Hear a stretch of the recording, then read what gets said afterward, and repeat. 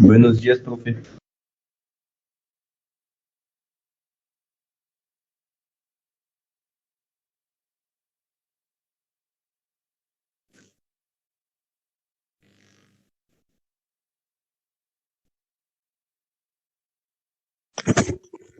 Hola, ¿me escuchan? Sí, doctora. Sí, parece que, porque si mi internet va a conectar, voy a conectar a otra. Muy bien, primeramente, muy buenos días para todos. Vamos a continuar nuestra clase. Nuevamente estamos siguiendo nuestra tercera unidad, donde estamos hablando de los medicamentos y las intoxicaciones. También importante siempre destacar que lo que trate de anotar los puntos más importantes para poder aprovechar mejor la clase. Por mi parte, yo siempre voy a ir diciéndoles los puntos que me gustaría que ustedes sepan, ¿verdad? Nuevamente, las características principales de las intoxicaciones, agudas principalmente. Las crónicas les voy a ir hablando cuáles me gustaría que manejen y cuáles no, ¿verdad? Haciendo referencia para el examen, ¿verdad? Claro que para la vida siempre es importante, cuanto más conocimientos tengamos, más preparados vamos a estar para nuestra práctica diaria, pero siendo para nuestra parcial, siempre voy a ir diciéndoles las cosas que quiero que sepan, ¿verdad? Y qué puntos principalmente para tener en cuenta. Bueno, dicho todo esto, entonces vamos a empezar nuestra clase. El día de hoy vamos a hablar de dos grupos de familias también muy importantes, que son los fármacos depresores del sistema nervioso central, específicamente de los anticonvulsivantes y los antidepresivos.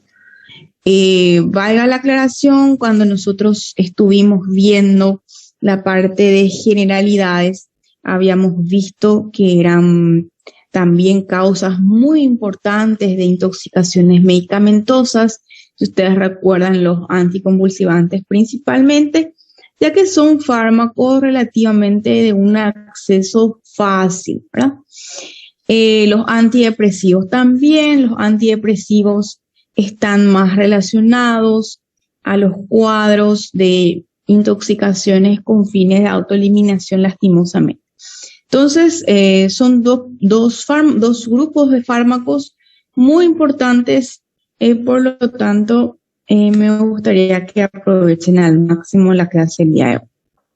Nada más dejo ahí un pequeño bosquejo de los materiales que estoy utilizando para hacer la clase. Bueno, cuando nosotros hablamos de los anticonvulsivantes, me pareció importante primeramente definir, ¿verdad?, lo que es una convulsión. Entonces, es un trastorno del comportamiento. Se produce por una activación desordenada, también sincrónica y rítmica de las poblaciones enteras de las neuronas cerebrales. Normalmente también es importante saber que las convulsiones tienen su origen en la corteza cerebral. Dato muy importante: cuando nosotros evaluamos un paciente con una alteración del nivel de conciencia, no debemos olvidar siempre descartar primero las causas orgánicas. ¿Qué quiere decir eso? Un paciente entonces, un paciente mayor, secuelar de ACV, que viene por una convulsión, ¿verdad? Inicialmente nosotros tenemos que primeramente descartar siempre y cuando no tengamos una historia clínica dirigida, claro, ¿verdad? Entonces, si tenemos, es otra historia, pero si no tenemos, entonces siempre primero descartar causas orgánicas, entiéndase, evaluar que puede ser una epilepsia secundaria, ya que sabemos entonces que la génesis de la epilepsia o de las convulsiones es en la corteza. Entonces, si un paciente ya tiene un área de la corteza comprometida, esta puede ser foco o génesis de una epilepsia ya secundaria. Entonces, de la misma manera también, paciente joven con antecedente ya de algún traumatismo cerebral previo, también entonces puede presentar ya alteraciones, vamos a decir así, físicas, ¿verdad? O alteraciones estructurales, mejor dicho, del cerebro que pueden favorecer la génesis de convulsiones a ese nivel. Entonces, nosotros vamos a decir que una epilepsia ya viene a ser el trastorno ya de la función cerebral ya caracterizada por el surgimiento periódico e impredecible de dichas convulsiones. Y decimos que el paciente está en un estatus epiléptico o estado epiléptico cuando presenta una actividad comicial, entiéndase, una crisis convulsiva mayor a 30 minutos, que ésta sea continua o que sea recurrente. ¿Qué quiere decir que es recurrente? Que entre una crisis y otra no existe un periodo de recuperación completa. Asimismo, dependiendo del área de activación de las crisis epilépticas, estas pueden ser parciales cuando es solamente en una determinada región y generalizada ya cuando están comprometidos, mejor dicho, ambos hemisferios, y estas a su vez pueden ser clónicas, tónicas, tónico-clónicas, atónicas o las crisis de ausencia.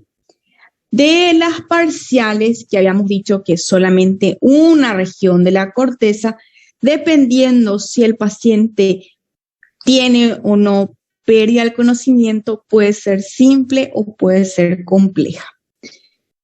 Cabe resaltar que estas cosas son nada más con fines de como un repaso, estas cosas yo no les voy a preguntar en el examen, solamente para poder identificar o para reconocer las definiciones de lo que vamos a estar hablando el día de hoy. Nuevamente, las clasificaciones de las crisis epilépticas nuevamente pueden ser parciales, como dijimos, generalizadas, o las que no son clasificadas. Dentro del enfoque diagnóstico de estos pacientes, entonces siempre solicitamos un hemograma. Acuérdense que con el simple hemograma nosotros podemos ya descartar otras causas, como por ejemplo un cuadro infeccioso, una meningitis, ¿verdad? O un paciente que está muy anémico, que está con un cuadro de hipoxia, ¿verdad?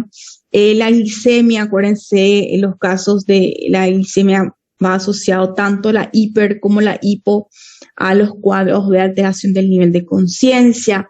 La química sanguínea también, acuérdense, los pacientes urémicos también pueden tener alteración del nivel de conciencia. Electrolitos, la misma cosa, principalmente en pacientes mayores, tener mucho cuidado con el sodio. Y también la orina simple. Cuando estamos sospechando ya de una intoxicación medicamentosa, es importante solicitar el screening, tanto de drogas, fármacos o ya en pacientes, por ejemplo, que son conocidos consumidores antiepilépticos, hacer el dosaje, ¿sí? No olvidar también las personas que les gusta neurología, seguramente van a estar más al tanto con esto, ¿verdad? Que normalmente se deben de hacer sus controles cada tanto para poder ajustar la dosis, principalmente. En las pruebas de imágenes, siempre con una tomografía ya podemos descartar si estamos ante un cuadro primario o un cuadro secundario, y también la resonancia. El electroencefalograma también es muy importante, pero principalmente para el diagnóstico y para el seguimiento. Normalmente en las urgencias no solemos pedir. A continuación, les dejé el algoritmo tratamiento de un paciente con una crisis epiléptica. Este es el algoritmo que se realiza normalmente en los servicios de urgencia. Entonces, inicialmente siempre el paciente, tener en cuenta lo que es el manejo del paciente en general, entiéndase una buena oxigenación, control de los signos vitales, monitorización continua. Acuérdense que habíamos visto que los anticonvulsivantes, si se administran, pueden causar bradicardia. Entonces, tener un control, una monitorización cardíaca constante, ¿verdad? Extraer los laboratorios para descartar todas nuestras otras posibles causas, ¿verdad? Entonces, inicialmente se realiza lorazepam a una dosis de 2 miligramos endovenoso, 1 minuto. Esto se puede ir repitiendo cada 1 minuto hasta una dosis de 0,1 miligramo kilogramo, peso sería. O también se puede hacer fosfenitoína, que es un equivalente de la fenitoína, a una velocidad de 150 miligramos minuto. Si nosotros hicimos esta medida, ya logramos la dosis máxima y el paciente sigue con una crisis convulsiva, se puede pasar al segundo nivel, que ya se administra fosfenitoína adicional a 10 miligramos kilogramos, o también se puede administrar ácido valproico o valproato por vía endovenosa, 30 miligramos kilogramos durante 15 minutos. O simplemente también el paciente que está en un estatus epiléptico también es un criterio para una intubación, y esta se realiza, por ejemplo, con midazolam a 0,2 miligramos kilogramos endovenoso en bolo, y luego con una infusión continua, ¿verdad?, para mantener al paciente sedado a 0,1 miligramos kilogramos hora.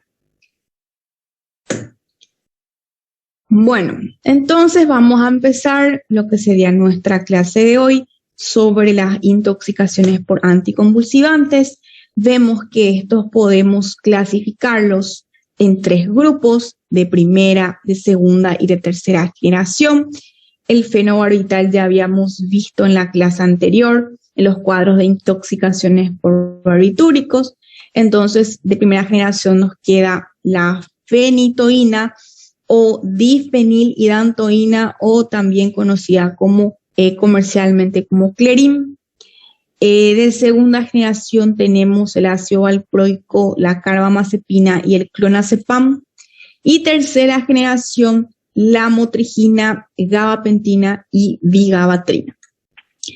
Así también es importante conocer que estos se pueden clasificar de acuerdo a su mecanismo de acción, ya sea, por ejemplo, inhibiendo los canales de sodio, o inhibiendo los canales de calcio, o alterando, potenciando el tono GABA, o simplemente utilizando varios mecanismos, como por ejemplo el ácido valproico, el topiramato y la sonizamida.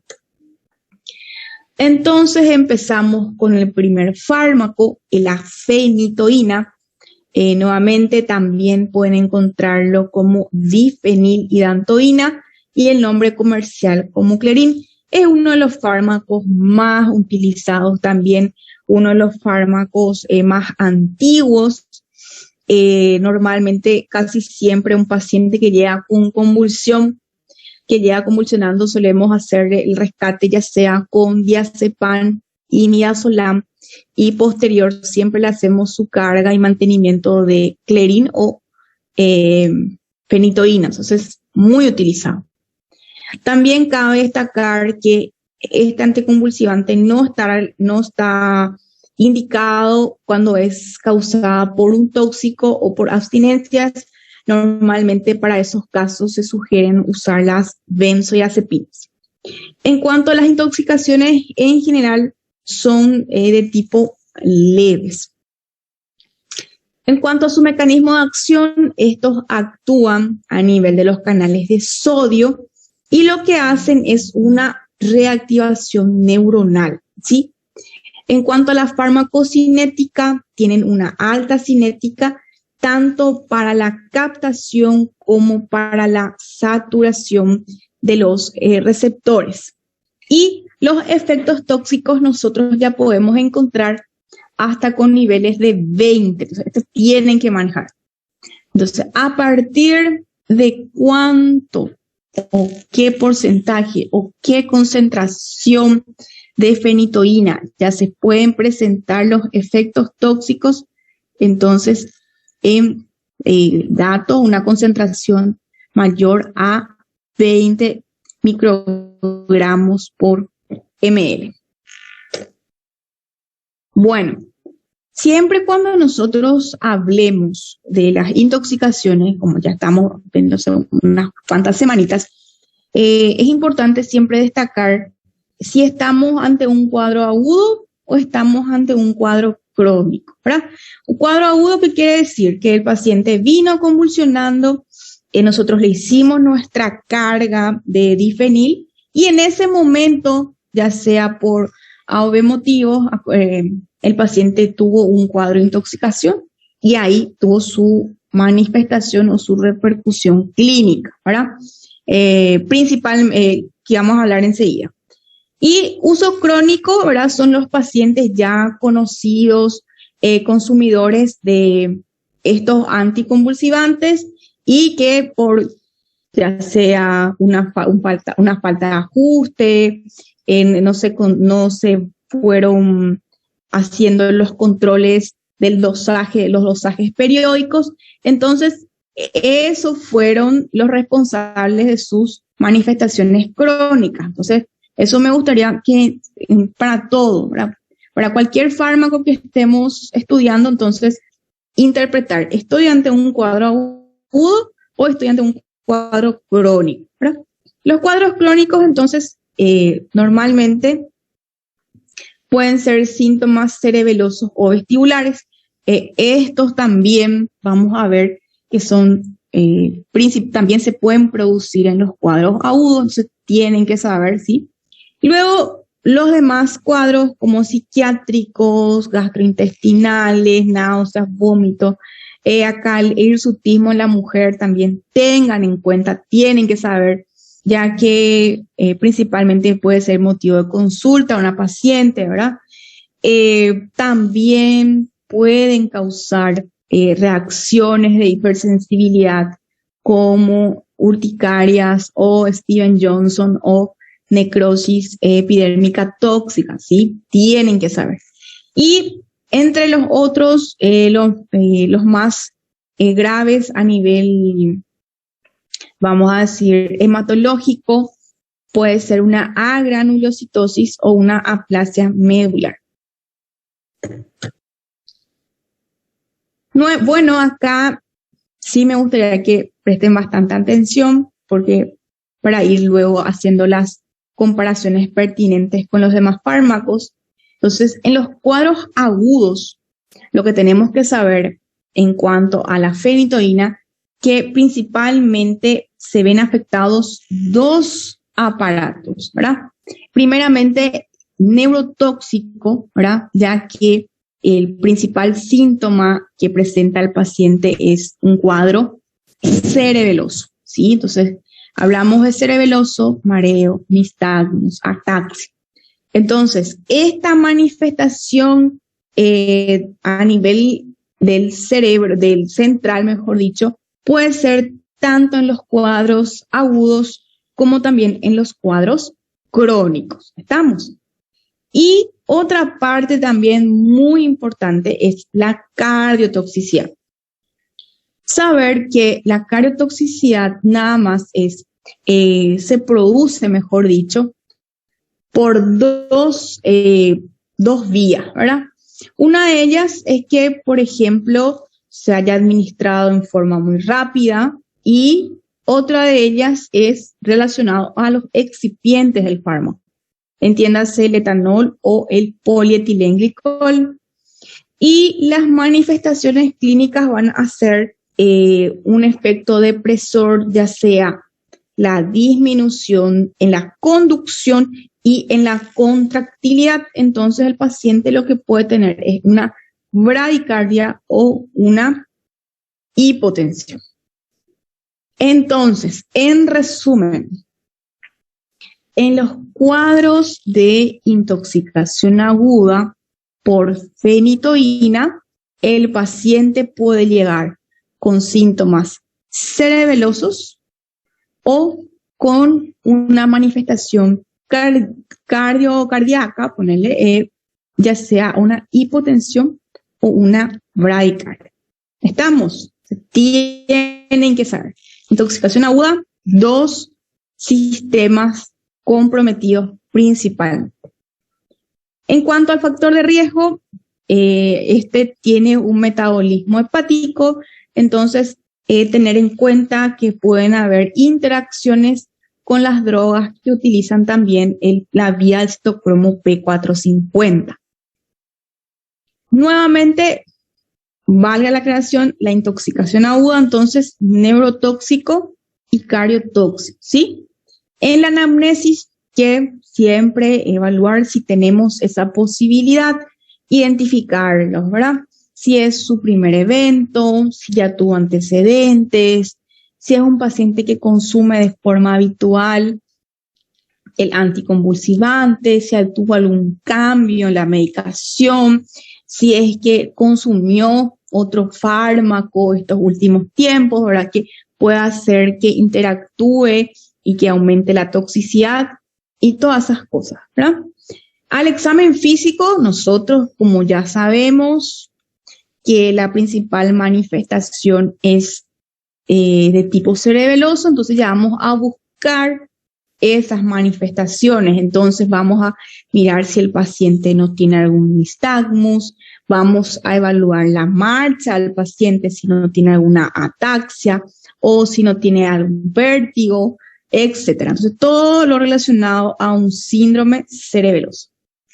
Y en casos ya más severos, controlar también si tiene alguna alteración en el habla o con signos extrapiramidales o inclusive letargia. Bueno, entonces nuevamente al examen físico, también en este caso el hecho de las manifestaciones clínicas nos permite, vamos a decir así, predecir el grado de concentración de fármaco que está afecto, por ejemplo. Entonces, habíamos dicho que los efectos tóxicos se ven normalmente por arriba de 20 microgramos por decilitro. Sin embargo, a partir de 15, el paciente ya puede tener nistagmus. Si el paciente llega con una marcha alterada o con una ataxia cerebelosa, entonces probablemente ya está con mayor a 30 microgramos de ml de fármaco, y si el paciente llega con mayor de 50, ya el paciente probablemente va a llegar con el nivel de conciencia alterado y también pueden tener movimientos extrapiramidales. Habíamos visto que de las manifestaciones cardíacas normalmente estaban relacionadas a la administración del fármaco y que a su vez estas podrían ser bradicardia e hipotensión brusca. Entonces, por eso es de ahí la importancia de que si nosotros vamos a administrar estos medicamentos en el servicio de urgencias, tenemos que tener al paciente monitorizado y también con un control de electrocardiograma para poder ir respondiendo de forma precoz, ¿verdad? Ir corrigiendo todas las manifestaciones que puedan ir presentándose. Así también se describen un tipo de lesión que se llama síndrome del guante morado. El síndrome del guante morado nada más es un cambio en la coloración de los extremos distales, principalmente del miembro superior, que pueden ir de un cambio de coloración pálida a una coloración violácea y está relacionado también a la administración del fármaco. No existe una teoría, o sea, no está muy claro el origen, ¿verdad? Pero sí existen dos teorías. Una de ellas, justamente como menciona el material, es por la extravasación del líquido del fármaco que puede obstruir a ese nivel el retorno venoso y la circulación, entonces se produce ese cambio de coloración. O también existe otra teoría que ya está hablando justamente de como un tipo de reacción de hipersensibilidad mediada por autoanticuerpos, etc. Entonces, nada más saber que es un cuadro que puede presentarse también durante la administración del fármaco, en un cuadro agudo, ¿sí? Laboratorio, siempre la química completa, glicemia, perfil renal, electrolitos. En el hemograma, si ustedes recuerdan, dentro de las intoxicaciones crónicas, una de las complicaciones era la agranulocitosis, entonces evaluar eso en el hemograma. Y como es una droga que tiene un paso hepático, también es prudente controlar si no estamos ante una hepatotoxicidad. También es importante saber que es un fármaco que normalmente puede ser medido en sus niveles plasmáticos. Y dentro de las imágenes es siempre importante hacer los controles de electrocardiograma, justamente por los cuadros que pueden presentarse. El tratamiento en sí, observación, las medidas de soporte que ya vimos, ¿verdad? Obviamente que si el paciente está con ataxia, habíamos visto ya que estamos hasta mayor a 30 microgramos por ml, entonces el paciente debe ser ingresado e ir haciendo los controles periódicos. Como es un fármaco que tiene un paso hepático, entonces también se puede hacer administrar el carbón activado. Si el paciente presentó una manifestación cardiovascular, realizar el soporte.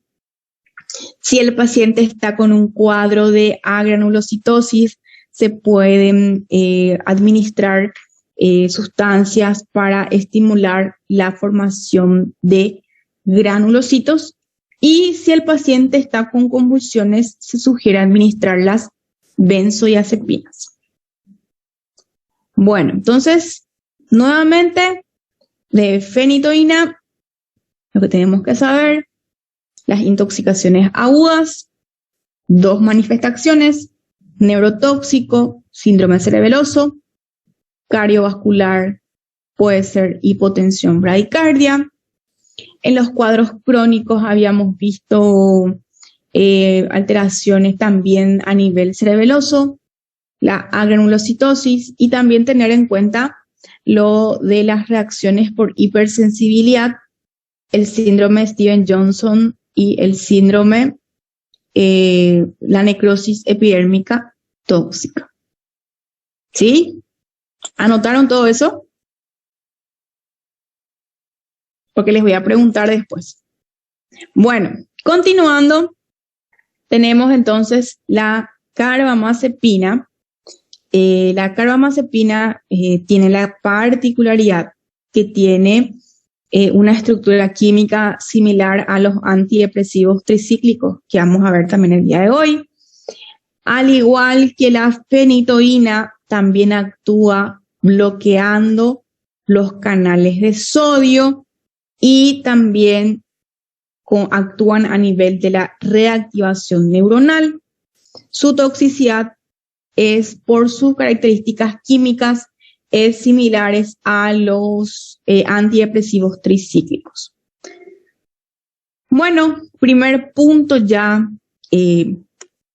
para diferenciar de la fenitoína, también tiene una manifestación cardiovascular, pero esto lo realiza a través de su mecanismo de acción, mejor dicho, por el bloqueo de los canales de sodio, y esa puede causar una prolongación del segmento QT. Y acá viene otra manifestación muy importante que tienen que saber, es que justamente por tener características similares a los antidepresivos tricíclicos, estas pueden producir síndromes anticolinérgicos.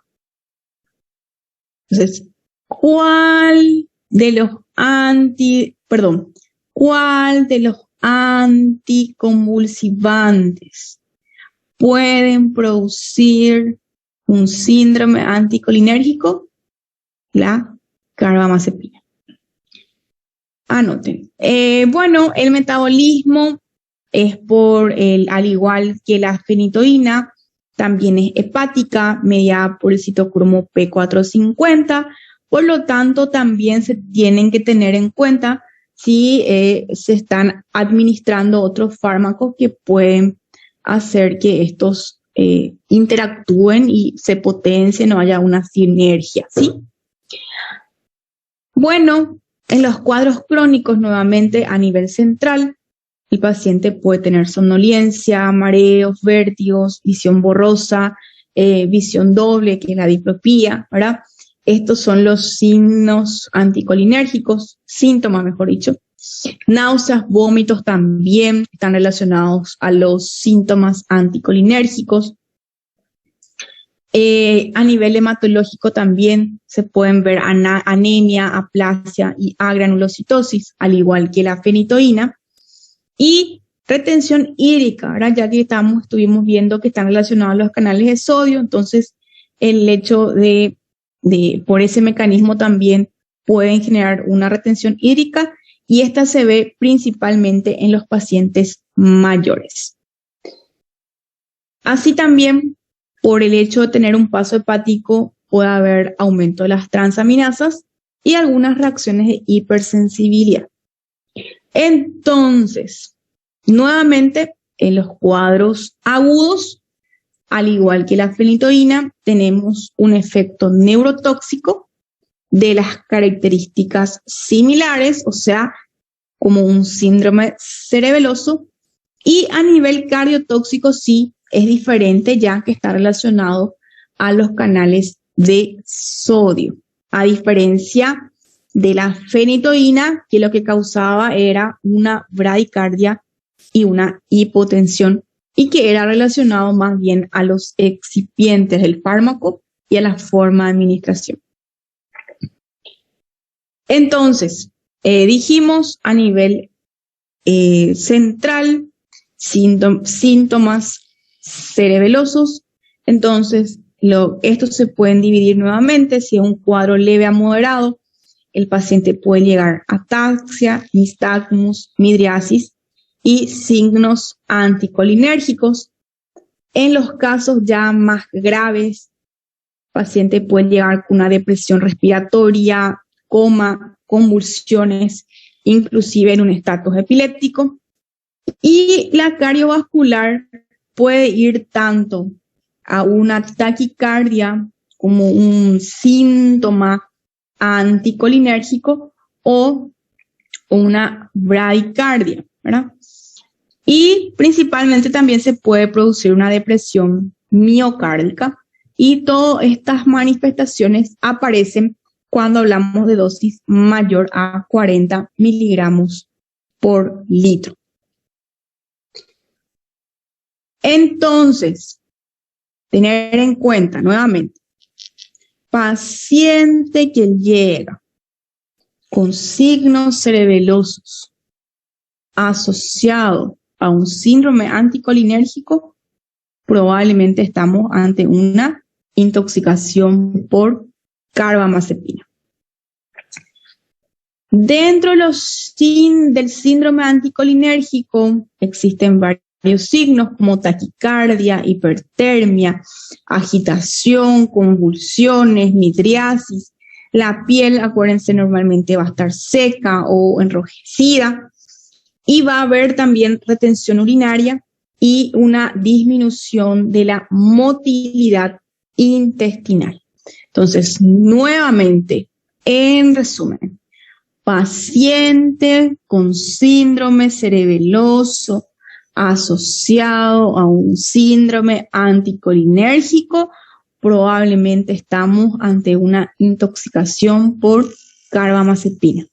Paciente que llega con un síndrome cerebeloso puro, probablemente estamos ante una intoxicación por fenitoína.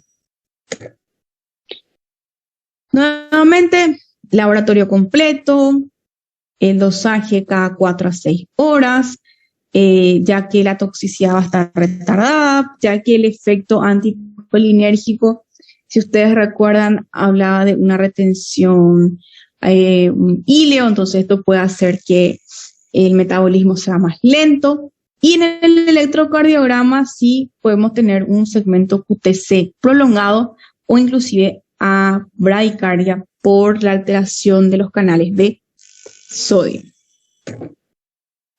El tratamiento, el ingreso, monitoreo, soporte vital, ¿verdad? Sí está recomendado el lavado, el carbón activado. Nuevamente, ¿cuándo se sugiere hacer el carbón activado? Siempre y cuando el paciente, la droga tenga un metabolismo hepático, se puede hacer.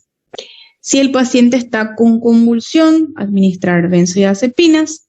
Y en algunos casos, algunos materiales sugieren, si el paciente está con alteración del QT, se pueden administrar bicarbonato para hacer las correcciones y también evitar la aparición de arritmias mortales. Muy bien. Seguidamente tenemos el ácido valproico. El ácido valproico también es un anticonvulsivante. También se suele utilizar en algunos trastornos del estado de ánimo. Acá sí ya tienen un mecanismo diferente en relación a los demás, ya que actúan inhibiendo los canales de sodio y los canales de calcio. Mejoran también, mejoran el metabolismo GABA y se suele utilizar una dosis terapéutica de 50 a 100. Entiéndase entonces que una dosis mayor a 100 ya va a ser considerado una dosis tóxica. Bueno, acá tenemos ya otro enfoque que me gustaría que anoten, aprendan, recuerden. El ácido valproico tiene un mecanismo principalmente hepatotóxico, ¿sí? Entonces, nuevamente, fenitoína, dijimos, neurotóxico y cariotóxico. La carbamazepina, neurotóxico, también síndrome cerebeloso, cariotóxico y el síndrome anticolinérgico, ¿verdad? Y el ácido valproico, unos cuadros agudos, es la hepatotoxicidad, su principal manifestación clínica. Entonces, acá vemos el mecanismo por el cual se produce, está relacionado a la beta-oxidación, pueden producir varios cambios a nivel hepático que van desde la producción de hígado graso hasta acumulación de amonio, y esta acumulación de amonio es lo que va a dar el síntoma central, ¿verdad? El deterioro del nivel de conciencia. Bueno, esta hepatotoxicidad inclusive se puede ver a dosis terapéutica, de ahí la importancia de los controles periódicos en los pacientes que vamos a administrar ácido valproico. Y también, muy importante, es que es un fármaco que puede causar depresión medular, inclusive hasta 5 días. Entonces, nuevamente la historia clínica, la anamnesis, evaluar el tiempo de medicación, qué droga se ha administrado, si el paciente a la par estuvo consumiendo otro medicamento que también tenga un paso hepático, que pueda empeorar, ¿verdad?, la intoxicación. Y el examen físico, ¿verdad?, nuevamente dirigido hacia todas las manifestaciones que pueden causar una hepatotoxicidad. Entonces, cuadros gastrointestinales, náuseas, vómitos, dolor abdominal, neurológicos también, temblor, ataxia o alteración del nivel de conciencia. La hepatitis fulminante es rara, pero si ocurre es fatal. Y también se describen casos de pancreatitis, pero esta también es muy rara. Por lo tanto, lo que tenemos que tener en cuenta a nivel laboratorial, entonces es un hemograma completo para descartar que el paciente esté con una pancitopenia. Se sugiere hacer los controles en 5 días, justamente por ese efecto. La química sanguínea basal completa, el hepatograma justamente ya que es su principal manifestación, la lipasa ya que puede haber pancreatitis y el dosaje de los niveles de amonio si ya estamos sospechando de cuadros de intoxicación. El tratamiento nuevamente siempre soporte vital, la ABC, también por ser un fármaco con un paso hepático, se puede hacer el lavado gástrico, administrar el carbón activado. Si el paciente presenta convulsiones, también se pueden administrar las benzodiazepinas.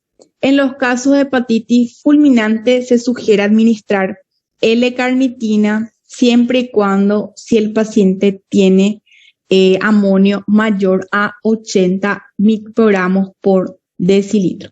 Y tanto por vía oral como por vía endovenosa. Entonces ahora sí les pregunto, ¿cuál es el fármaco anticonvulsivante que causa principalmente una hepatotoxicidad? Me van a decir ácido valproico. Bueno, luego tenemos la lamotrigina. La lamotrigina también es un anticonvulsivante, también se puede usar en los pacientes con trastornos del estado de ánimo, indicado principalmente para las convulsiones focales complejas. El mecanismo de acción de ellas es el bloqueo de los canales de sodio y la dosis terapéutica es de 3 a 14 miligramos por ml. Dicho de otra manera, nosotros vamos a decir que el paciente puede estar con una dosis tóxica cuando hablamos de una dosis mayor a 15 miligramos por ml.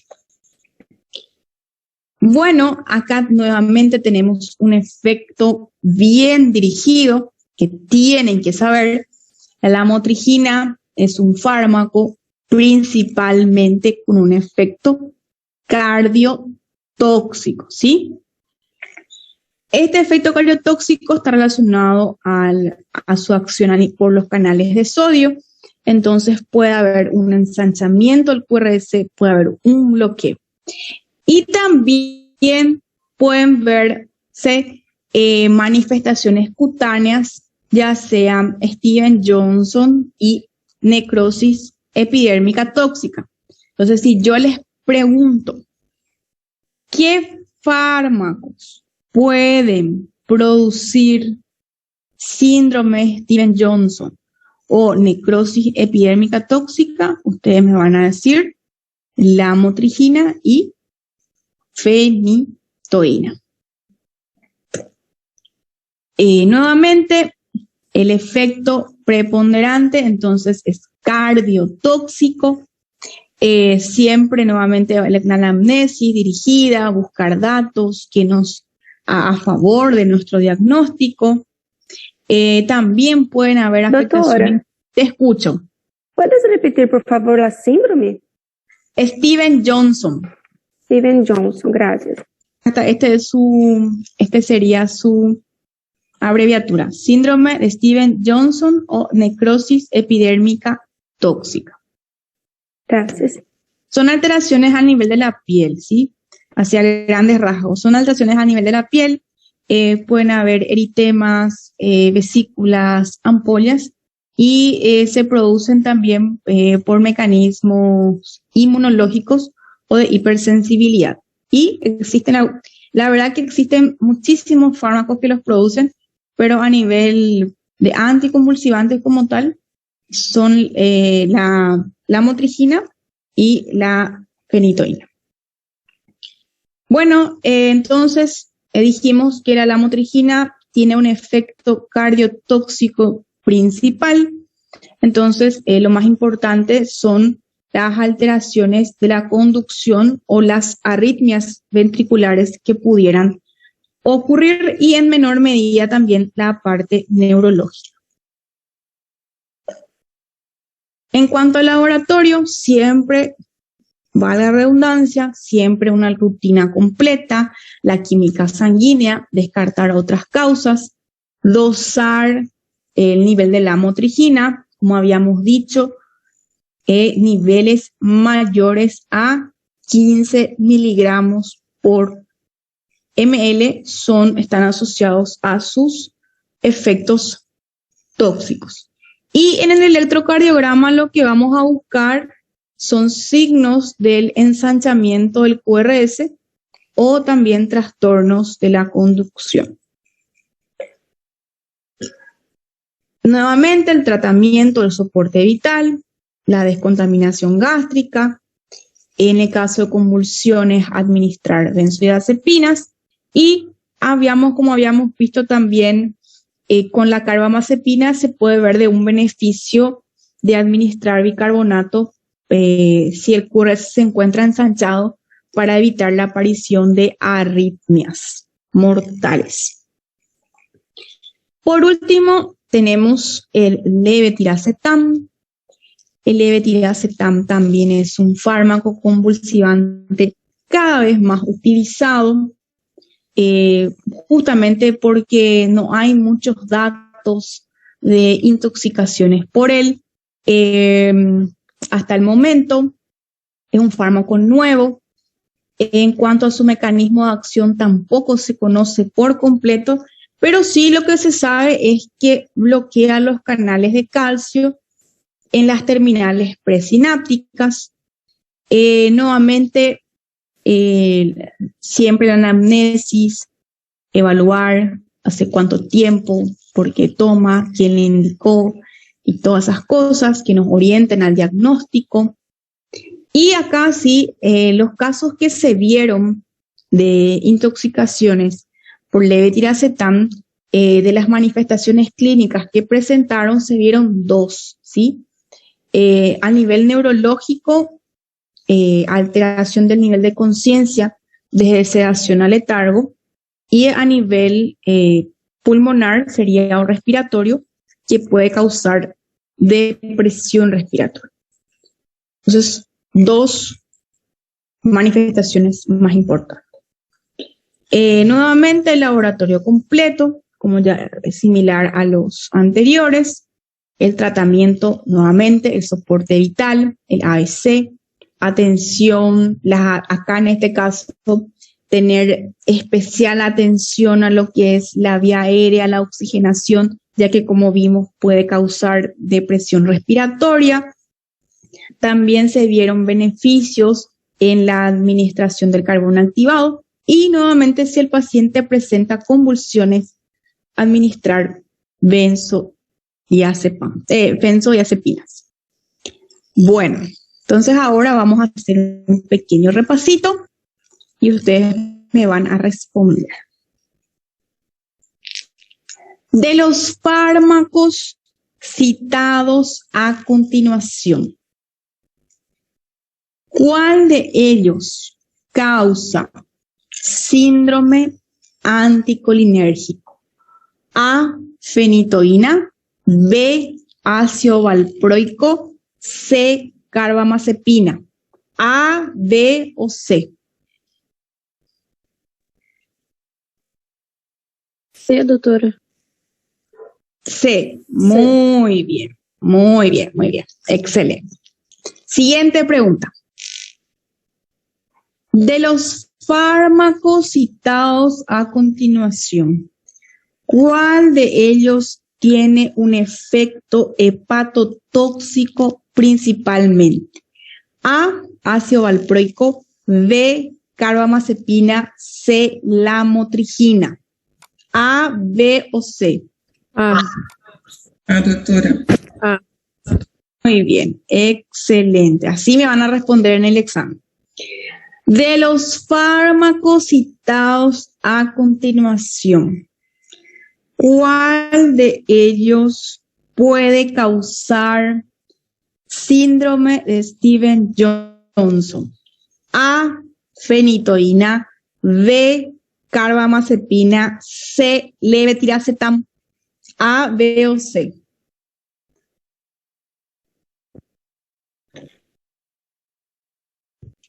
C. ¿Segura? A. A. Acuérdense, levetiracetam solo causaba dos cosas: neurológico, que era alteración del nivel de conciencia, y respiratorio, que podía ir a depresión, ¿sí? Stevens-Johnson, 2, fenitoína o lamotrigina, principalmente, ¿sí? Muy bien. Último. De los fármacos citados a continuación, ¿cuál de ellos tiene un efecto cardiotóxico principalmente? A, levetiracetam, B, lamotrigina, C, ácido valproico. A, B o C.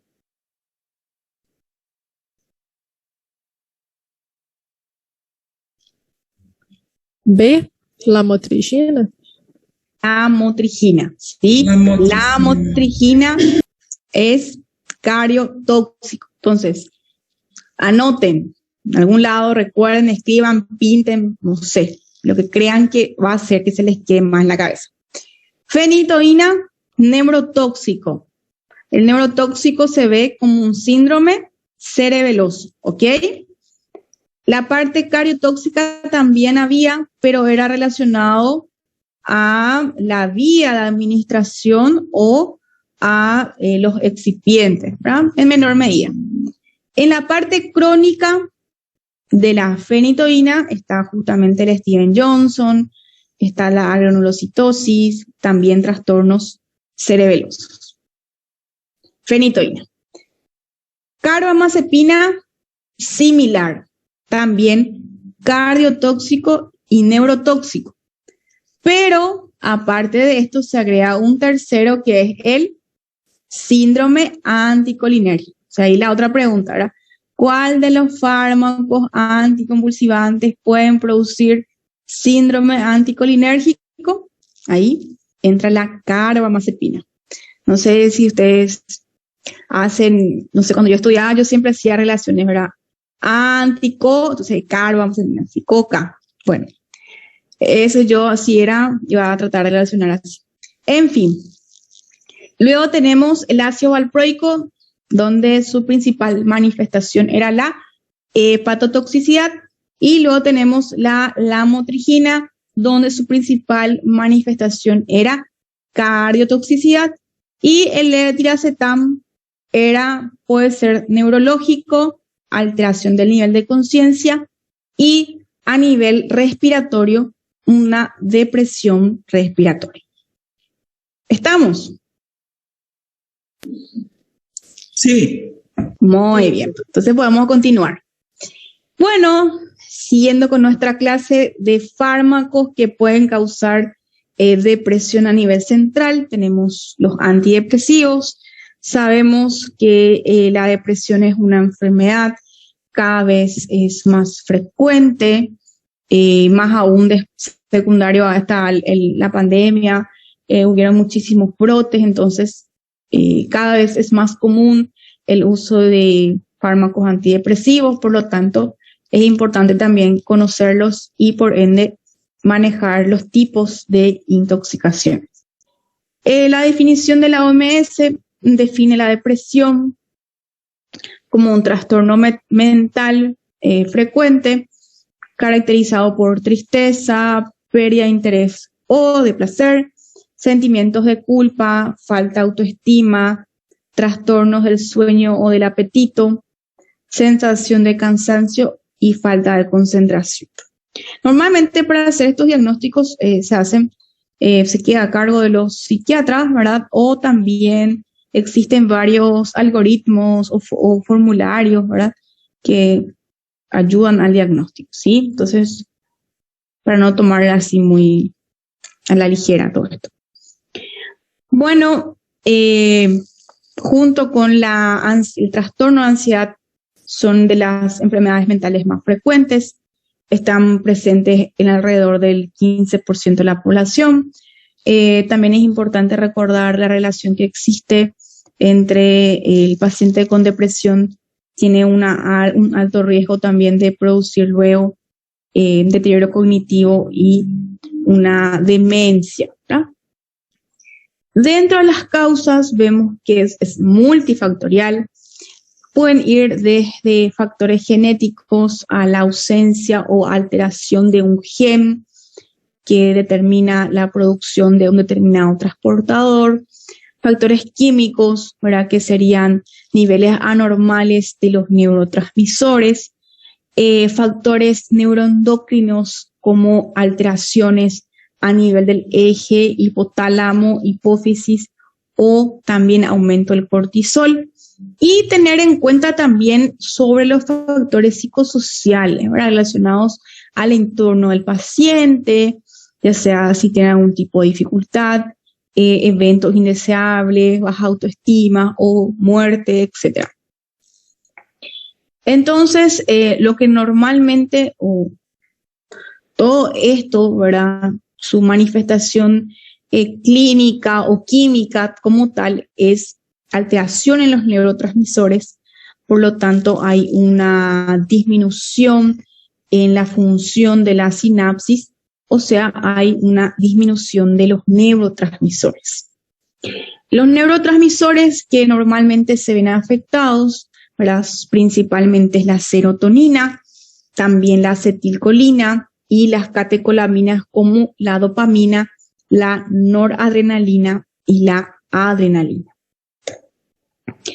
Nosotros vamos a estar hablando principalmente de dos grupos o familias de antidepresivos. Tenemos los que son los inhibidores selectivos de la recaptación de la serotonina, o sea, que actúan directamente sobre el receptor de la recaptación de la serotonina, valga la redundancia.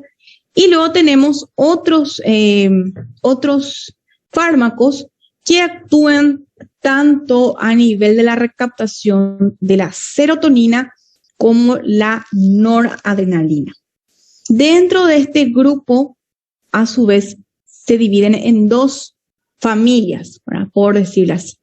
Uno de ellos son los inhibidores selectivos de la recaptación de la serotonina y la noradrenalina, y también los antidepresivos tricíclicos. Entonces tenemos los que actúan a nivel de un solo receptor y los que actúan a nivel de dos receptores o más, inclusive, como vamos a ver. Bueno, acá te dejo entonces un pequeño cuadrito donde habla de los, de acuerdo al mecanismo de acción, ¿verdad? Cuáles serían los fármacos. Vemos que cuanto al efecto es similar, ¿verdad? Que si es que es selectivo la recaptación de la serotonina, entonces lo que produce es un aumento en la actividad sináptica serotoninérgica.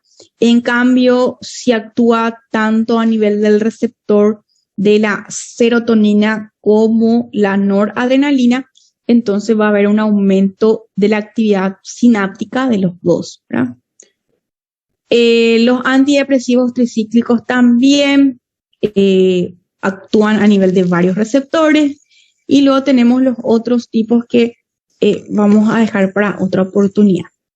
Entonces, antidepresivos tricíclicos se llama así por su característica química, que están formados por 3 anillos de fenoles, Su estructura es similar a la fenotiazina, por eso tienen algunas propiedades químicas similares.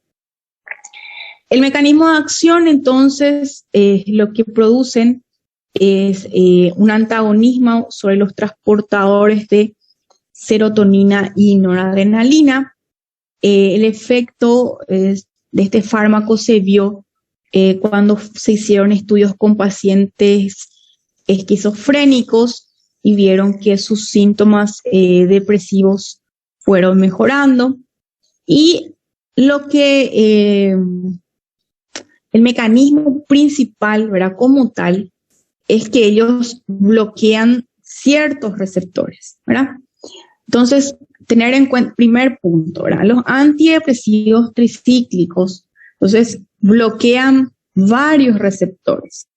Entonces, bloquean los receptores H1, que son los antihistamínicos, bloquean los receptores serotoninérgicos como tal, ¿verdad? Que son, estos dos son los que le brindan principalmente el efecto antidepresivo, entiéndase, hacen que haya mayor cantidad de serotonina distribuido en los espacios sinápticos, ¿verdad?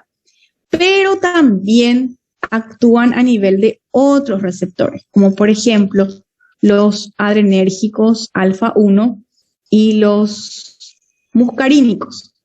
Entonces, estos son los que le dan la particularidad a los antidepresivos tricíclicos que pueden dar una vasta sintomatología. Por ejemplo, el hecho que tenga el bloqueo muscarínico es lo que le va a dar el síntoma anticolinérgico, entiéndase estreñimiento, visión borrosa y sequedad de la boca. Que si ustedes recuerdan, al comienzo de la clase dijimos que la carbamazepina tenía una estructura química similar a los antidepresivos tricíclicos. Bueno, y por esto, ¿verdad? Y este hecho que tengan una estructura química similar es lo que le dan esa característica, ¿verdad? De actuar a nivel de ese receptor. Bueno, y también actúan a nivel de los receptores alfa 1 y es lo que hace al bloquear ese receptor, entonces el bloqueo adrenérgico puede hacer que el paciente presente mareos o que el paciente presente hipotensión ortostática. Entonces, es importante que ustedes entiendan por eso, ¿verdad? Dependiendo de qué receptores está actuando, es lo que va a manifestar, por ende, los síntomas una vez que se administren a dosis tóxica. Entonces, vamos a decir, acá yo, cuando hablamos de los antidepresivos, yo solamente voy a hablar de las particularidades como grupo o familia, ¿sí? En general. Entonces, dosis tóxicas en estos fármacos se hablan de una dosis de 10 a 20 miligramos kilogramos y se considera ya una dosis letal, una dosis mayor a 25 miligramos por kilogramo. Características están muy unidas a proteínas plasmáticas, están forma de distribución amplia, tienen liposolubilidad, también tienen un metabolismo hepático y acá otro punto importante, ¿verdad? Solamente se excreta en un 5% en la orina. Y eso es importante saber, claro que es importante saber. ¿Por qué? Porque quiere decir que si yo quiero hacer que mi paciente elimine el fármaco más rápida, utilizando la diuresis, prácticamente no va a servir para nada, porque solamente un 5% se elimina. De la misma manera, si yo sugiero hacer sería una extracción extrarrenal, entiéndase diálisis, etcétera, tampoco voy a poder, ¿por qué? Porque es una droga liposoluble. Entonces, por eso es importante conocer las características. En cuanto a la semivida de eliminación, es de 15 horas, por eso es que estos fármacos normalmente se administran una vez al día. Entonces, acá nada más, la fisiopatología, como ya mencioné, bloquean los receptores, no solamente los receptores de dopamina o serotonina, también bloquean los receptores colinérgicos, muscarínicos y los receptores alfa 1 adrenérgicos. Y también otro punto importante es que también pueden bloquear los canales de sodio y eso es lo que puede hacer que el paciente presente arritmias y principalmente una parada cardíaca por sobredosis. Por eso es que son fármacos a tener mucho cuidado cuando vamos a administrar. Entonces, en los cuadros graves se pueden ver coma, hipotensión arterial, convulsiones, arritmias. La mortalidad en sí es baja, habla de menor al 1%, pero lo que causa una morbimortalidad importante es su efecto cardiotóxico, ya sea que pueda generar una sistolia o pueda generar una fibrilación ventricular por su bloqueo alfa-adrenérgico o por su acción sobre los canales de sodio. Entonces, la parte cardiovascular, hipotensión y una QRS ancho, arritmias, en concentraciones elevadas del fármaco puede haber coma, inclusive edema pulmonar, las pupilas pueden estar dilatadas, nistagmus, acuérdense de visión borrosa, esto está relacionado al síntoma anticolinérgico por el bloqueo, ¿verdad?, de los receptores mucarínicos y también la boca seca relacionado a su efecto anticolinérgico.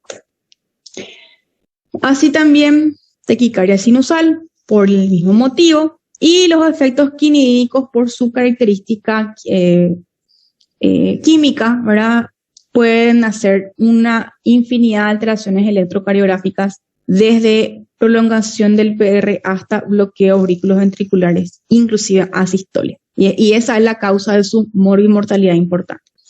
Tal es así que cuando hablamos de un QRS mayor a 100, ya es un indicador importante de cardiotoxicidad y también es un dato que nos puede hablar de un riesgo de sufrir convulsiones. A nivel central, normalmente el efecto principal es una depresión, también pueden ir desde letargia hasta coma y generalmente no van acompañados de hipoventilación, temblores involuntarios, exacerbación del tono muscular, inclusive también en algunos casos piramidalismo. En cuanto a las convulsiones, son más frecuentes en los adolescentes y en los niños. Y tener en cuenta lo de su acción anticolinérgica, que es lo que va a causar el retraso en el vaciamiento gástrico, el hipoperistaltismo y la retención urinaria. Y también las posibles manifestaciones a nivel central del origen anticolinérgico que pueden ser una desorientación, agitación y delirio. En cuanto al laboratorio, se pueden medir en plasma, también se pueden cuantificar en la orina, se consideran niveles plasmáticos graves cuando existen mayor a 1000 nanogramos por mililitros. Ahí ya si es que sospechamos esto, el paciente tiene que estar monitorizado con un control continuo de electrocardiograma. Tratamiento, al igual que los demás, monitorización, signos vitales, electrocardiograma, control periódico de presión arterial y tener en cuenta también que acuérdense que genera un efecto anticolinérgico. El efecto anticolinérgico hacía un retardo en el vaciamiento del tránsito gastrointestinal, por ende se sugiere, ¿verdad?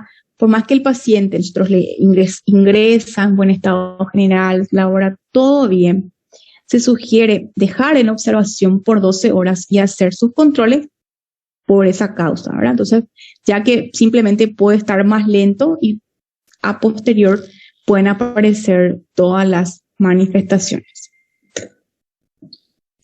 Nuevamente, medidas de soporte general, tratar si hay hipotensión o shock, manejar, si la conducción cardíaca tiene un bloqueo AB que no mejora, evaluar si no es para colocación de un marcapaso transitorio, si el paciente está con un cuadro de hipoperfusión tisular, no mejora con las expansiones, realizar se administran vasopresores Y si el paciente presenta arritmias, tratarlas con lidocaína. Y en los cuadros ya de un síndrome anticolinérgico grave, se puede tratar con fisostigmina o eserina. Siempre y cuando no haya bradicardia, tampoco haya bloqueos en la conducción auriculoventricular. Y no están contraindicados la procainamida, la quinidina, disopiramida y digoxina justamente por eso, para que pueden exacerbar y pueden hacer que el paciente tenga un bloqueo.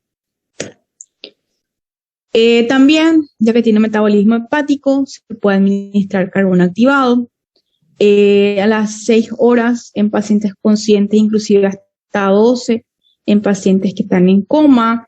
También se sugieren, si el paciente está en un cuadro muy grave, se puede ir repitiendo. Y también administrarlas con catártico. Y nuevamente, ¿verdad?, la aclaración. Como mencioné al comienzo, vimos que tiene un paso renal, una excreción renal muy baja. Por lo tanto, las medidas para forzar la eliminación vía renal o depuración son ineficaces y tampoco existe un antídoto específico.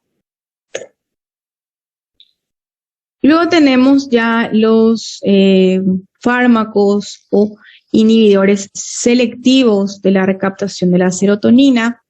Tienen características similares a los antidepresivos tricíclicos, pero estos sí tienen la seguridad de que actúan a nivel de un solo receptor, o sea, receptores de serotonina específicamente.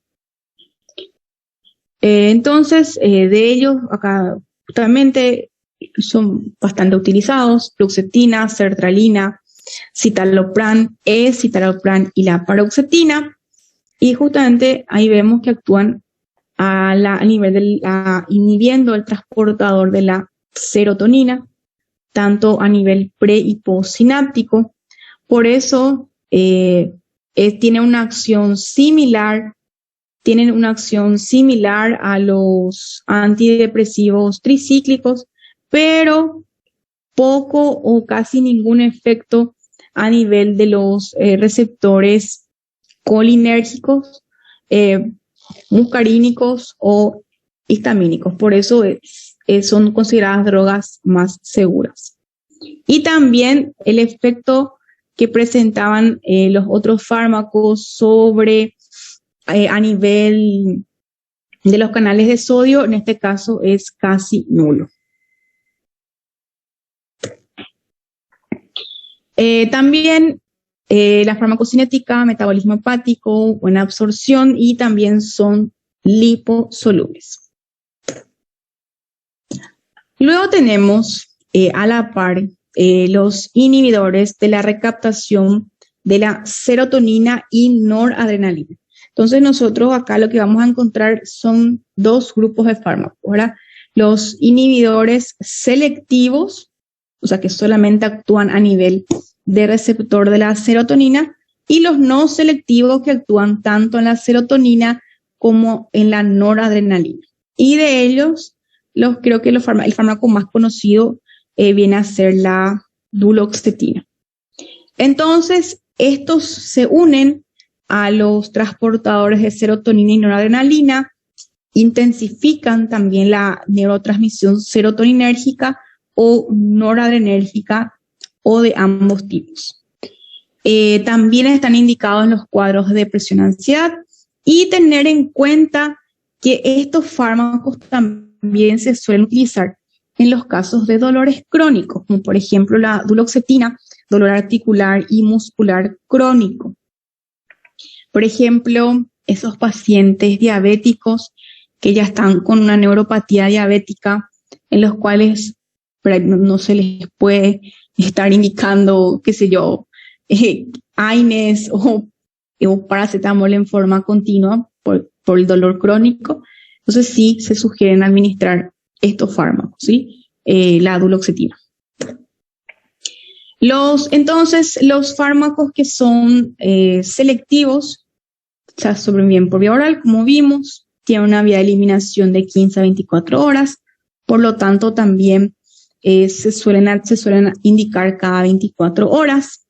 De ellos, de los selectivos, el que tiene la acción más prolongada es la fluoxetina. Inclusive se vieron que en algunos casos pueden llegar hasta 15 días. Por lo tanto, tener mucho cuidado para la indicación, principalmente en pacientes mayores o pacientes ya con una insuficiencia hepática.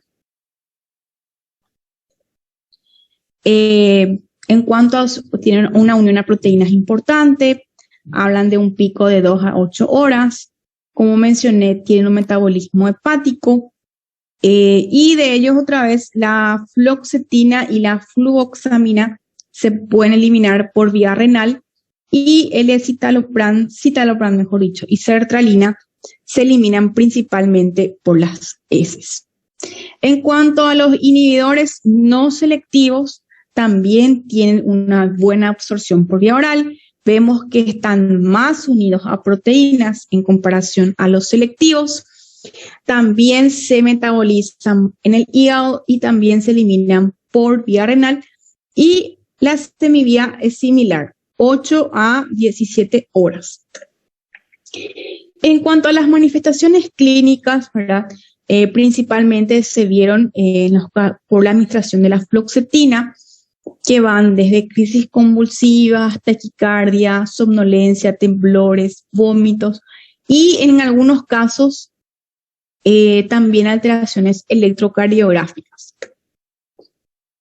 También se vieron casos similares como con la sertralina, como temblor, somnolencia, confusión, náuseas, vómitos y en menor medida pueden verse también midriasis, mareo, sequedad de boca y parestesias. Bueno, esto sí es un punto que me gustaría que sepan, que mantengan, que anoten, porque es importante, ¿verdad? Entonces, vimos que tenemos dos fármacos, los selectivos y los no selectivos, pero ambos actúan a nivel de los receptores serotoninérgicos. ¿Qué pasa? En algunos casos se produce lo que es el síndrome serotoninérgico, que nada más es secundario a que ya existe un exceso de serotonina en el espacio sináptico, y eso puede dar ciertas manifestaciones clínicas. Por ejemplo, taquicardia, escalofríos, hipertermia, rigidez muscular, diaforesis, diarrea y alucinaciones. Y en casos más raros también pueden tener rabdomiólisis, hipotensión y coma profundo. Entonces, si yo les digo,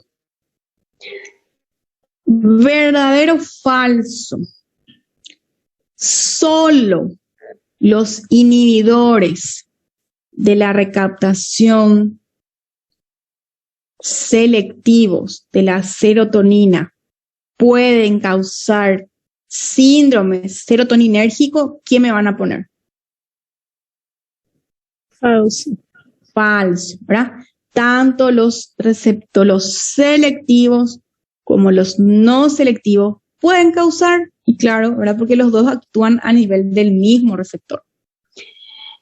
Este síndrome normalmente se produce, ¿verdad?, cuando se administran a la par otros fármacos que hacen que aumenten la cantidad de serotonina. Por ejemplo, un IMAO o un L-triptófano. Acuérdense que el triptófano es la química de la serotonina. Entonces, si se consume alimentos que tienen triptófano a la par, tomas antidepresivo, entonces puedes presentar un síndrome serotoninérgico. Levodopa, litio, buspirona o dextrometorfano. Entonces, tanto los selectivos como los no selectivos pueden producirlo. Tratamiento, medida de soporte, al igual que los demás, siempre hacer un electrocardiograma. Como tienen un metabolismo hepático, se sugiere también que se pueda hacer el carbono activado, pero en este caso sí no se sugiere administrar un catártico, ya que puede alterar la capacidad absorbente del carbón. Nuevamente, si está el paciente con alteración del nivel de conciencia, proteger la vía aérea, hacer el lavado. Nuevamente, como tienen un paso renal bajo, no se sugiere realizar la diuresis forzada, ni técnicas de depuración extrarrenal. Tampoco existe un antídoto específico. Y si el paciente presenta síndrome serotoninérgico, se puede administrar ciproheptadina. Y esto es todo por hoy. Espero que hayan aprovechado, que hayan aprendido. ¿Dudas, preguntas, consultas? Gracias, doutora. Sin preguntas. Bueno, Gracias, espero doctora. que notaron todo entonces. Todas las preguntas. Sí. Bueno, suerte. Bueno, entonces que tengan un lindo sábado. Nos vemos el próximo sábado.